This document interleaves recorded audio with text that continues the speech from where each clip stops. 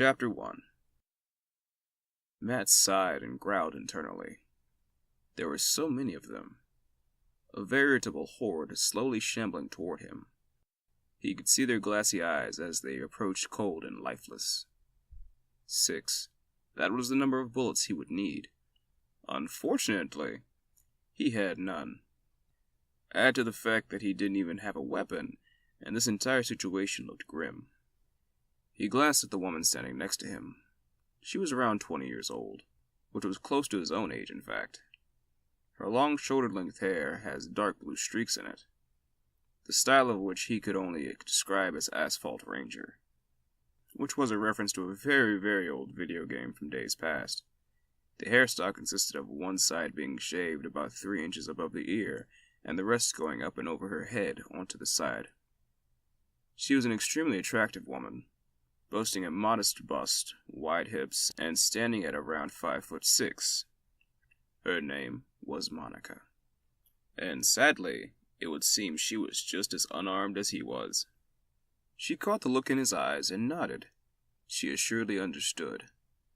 After all, she was trapped and completely unarmed like he was. It would only be a second until the horde was upon the two of them. He watched as the first came closer and readied himself. "Welcome to Volcro's Electronics. How may I help you?" he asked, his lips curling into a smile even as the act felt repulsive, setting his stomach churning at the fakeness of it. Not that the customers would ever know. You see, Matt was a damn good liar. Damn good. And lying was his job. Well, that and servicing broken Volcro's tech. He was really good at the first part of that job, and passable at the second part. He heard Monica repeat the mantra they were instructed to greet the customers with to his right. She was also a good liar. In fact, anyone that worked in the public service field that had to deal with customers was a good liar. It was either that or get a new job. He lied to the customers. Every time he asked how their day was, he was lying. He really didn't care. He couldn't also care less about why there was bite marks on the device or the cause of the water damage. And he knew the cause of all those viruses was from going onto the wrong porn sites, even if he feigned ignorance. Of course it was when you let your little brother borrow the device, never minding that 98% of society had one of their own, and there would be no need to share it even with your little brother. And yes, the model was prone to overheating. It had nothing to do with the 46 dating apps you had running at once. Oh yes, assuredly that device was stolen by a thief, even though it was biometrically locked, and there was no humanly way possible for anyone to use it without alerting the authorities. Yes, he was an amazing liar.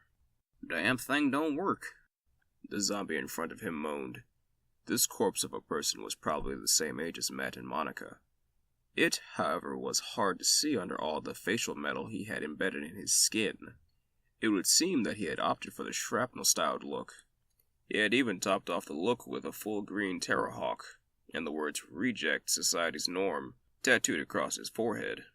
Never mind the fact that he was here in a consumer electronics store and wanted his device, the same one that everyone else used, so he can get back to doing the same things as everyone else. Can you be a little more specific?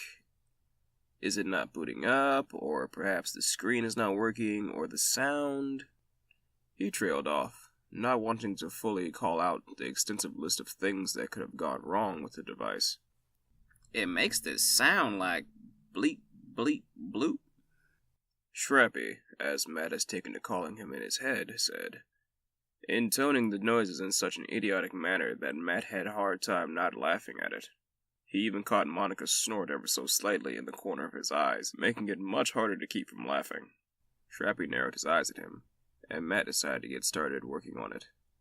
If it was beeping, then that probably means it has some issue with the random access memory, so we'll need to crack it open and see what's what on the inside.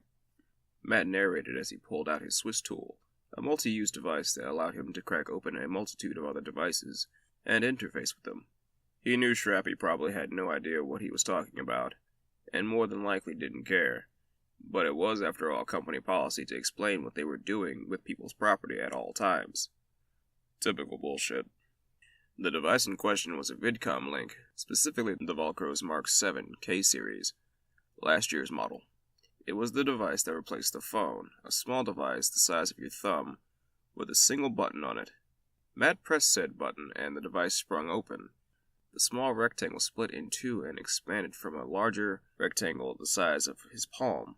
Stretched between the two pieces was a sheet of flexi-ply, a unique type of plastic that was as soft as silk and just as flexible when not charged with electricity, and then hard as steel when it was. The damn stuff was used in any and everything, from electronics to military uniforms. And just like Shrappy had said, it started beeping in a distinct code. He listened to it, tapping with the code, like some ancient Morse code operator as he translated the code into something he could understand. It would seem as though the device is not recognizing the RAM at all, he said, bringing up the white Swiss tool to the edge of the vidcom and cracked the case, sliding a small hooked blade into a slot he pulled slightly. And feeling the latch give way, he popped the top off, revealing the minuscule guts of the device. A single chip with about 12 different colored wires coming off of it, and one rechargeable battery. He swapped to a different tool. This one was almost like a needle, with a display at the end of it, feeding back a zoomed-in image of what was going on near its tip. He brought the pick close to the chip, checking the connections, one by one until he found the issue. "This right here is the issue," he said, holding the Swiss tool as steadily as possible, and moving aside to allow Shrappy to see. "What exactly is wrong with it?" he asked. His terrorhawk quivered as his head bobbed with annoyance. Matt almost stopped to admire how the nearly 2-foot-tall mohawk defied gravity, a total spit in Newton's law's face. Almost. "The chip is slightly dislodged. All I have to do is remove it and put it back on." "Okay, well, do it," he said, clearly annoyed.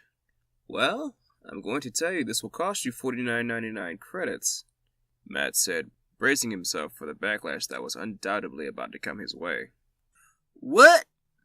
Shrappy shouted, his noise and racket causing several other customers to jump. "That's robbery!